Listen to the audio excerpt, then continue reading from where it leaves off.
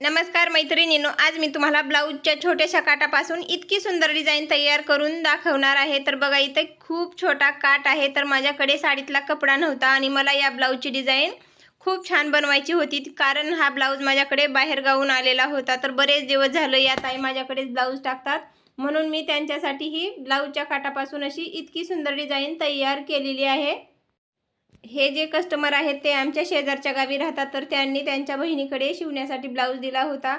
गेल्या वेळेस चुकून माझ्याकडे 3-4 महिने त्यांचा ब्लाऊज राहिला होता, म्हणून यावेळेस मी त्यांचा ब्लाऊज लवकर शिवून दिलेला आहे। तर या ताईंचे फक्त 2 ब्लाऊज होते, तर ते मला थोडं उशिरा द्यायचे होते, पण मी सगळ्यात अगोदर त्यांचेच ब्लाऊज शिवून तयार केलेले आहेत, कारण गेल्या वेळेस चुकून माझ्याकडे लय दिवस ब्लाऊज राहिले होते आणि परगावचे ब्लाऊज असले की आपल्याला विश्वासाने त्यांनी ब्लाऊज दिलेले असतात, तर त्यांचे ब्लाऊज आपल्याला लई दिवस ठेवून घेणं हे चुकीचं आहे।